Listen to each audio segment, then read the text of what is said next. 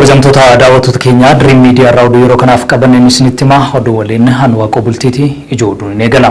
Guyyaan injifannoo Adawaa 129ffaan ni kabajama. Mariin uummataa magaalaa Walqixxeetti taa'amaa jira. Pireezidaantiin Yuukireen gaaffii gaazexeessitoota waliin taasisan.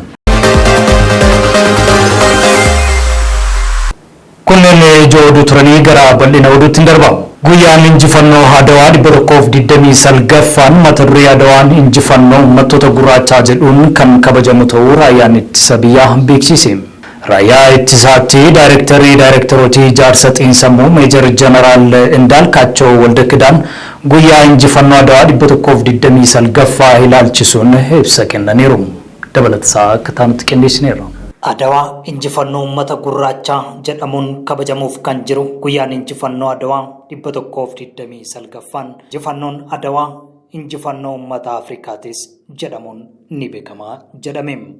Raayyaa ittisaatti daayirektaroota ijaarsa xiinsammuu Meejar Jeneraal Indaalkaachoo Waldakidaan guyyaa injifannoo Adawaa 129ffaa ilaalchisee ibsa kennaniiru. Ibsa kanaan injifannoon Adawaa injifannoo Afrikaanotaa hundaa ta'us yaadachiisuun guyyicha sagantaalee adda addaan bifa ho'aa ta'een kabajuuf koreen hundaa'ee qophiin taasifamaa jiraachuu himaniiru. Ayyaanichi sadarkaa naannolee magaalotaa fi baasiiwwanii fi miisiyoonotaattis kan kabajamu ta'uu himuun Adawaan injifannoo waloo tokkummaa cichoomina kaayyoo fi mallattoo gootummaa ta'us Meejar Jeneraal Indaalkaachoo himu tajaajila oduu Itoophiyaatu gabaase. Mariin uummataa naannoo giddu galeessa Itoophiyaa magaalaa Walqixxeetti taa'ame. Dabalata qabna. Giddu galeessa Itoophiyaa magaalaa Walqixxeetti taa'amaa kan jiru mariin uummataa miseensi koree hojii raawwachiiftuu paartii badhaadhinaa fi ministeera magaalaa fi bu'uuraalee misoomaa adde Caaltuu Saaniin maricha irratti argamuun haasawaa taasisaniin affilee bu'uuraa uummanni kaasu deebisuuf hojjetamaa jira jedhan. Dhaloota eeggattummaa laga toorachuun danda'amu oomisha qamadii alaa galuu hambisuun alatti erguu irra ga'amu hojii misoomaa ashaaraa magariisaa bu'aa gaariin galmaa'u damee dippiloomaasiin injifannoo olaanaan argamu seenessi waloon uummataa biyyattiif faayidaa olaanaa qabaachuu fi ijaarsa dinagdee itti fufiinsa qabu mirkaneessuuf xiyyeeffannoon hojjetamuu qabas jedhaniiru. Qaala'insa jireenyaa tasgabbeessuuf hojjechuun carraa hojii uumuu fi oomishaa fi oomishtummaa guddisuun murteessaa akka ta'e himu ragaan koominikeeshinii naannicharraa argame ni mul'isa. Baqattoota Itoophiyaa sanada seera qabeessa hin qabne Somaaliilaand baasuu eegalti. Dabalataa akka taanutti qindeessineera.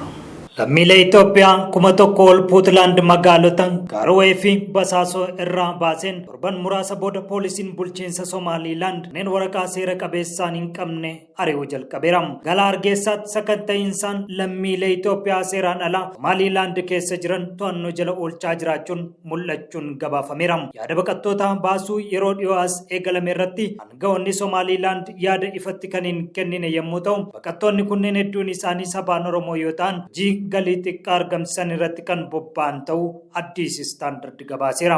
Naannoo Awwaash Fantaalleetti gaaziin miiteen gadhiifamuu dabalaa dhufuun dho'iinsi voolkaanoo mudachuu akka danda'u ibsame.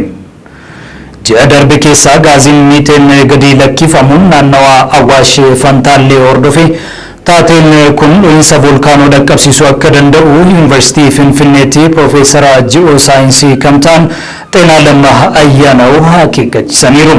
Guraandhala 20,2025 irraa eegalee gadi lakkifamni gaazii miiteenii itti fufiinsaan dabalaa dhufeera. Kunis sochii lafa jalaa guddaa agarsiisa jechuun gaaffii taasisanii himaniiru. Oduu biyya alaatiin pireezidaantiin Yuukireen Volodymyr Zelenskii waraana Raashiyaa fi Yuukireen ilaalchisee gaaffii fi deebii gaazexeessitoota waliin taasisuun himameera. Dabalata qabna.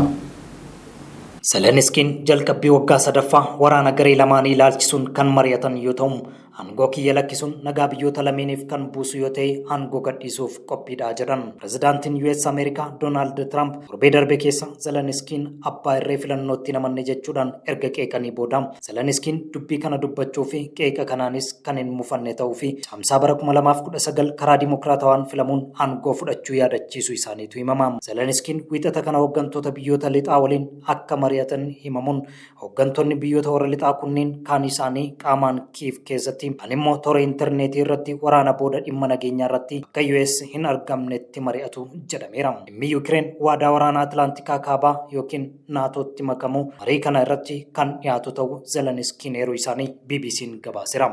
Daawwattoota keenya oduu yeroo kanaaf qabannee xumurree jirra. Oduu waliin ana waaqoo bultiin ture. Turtii gaarii.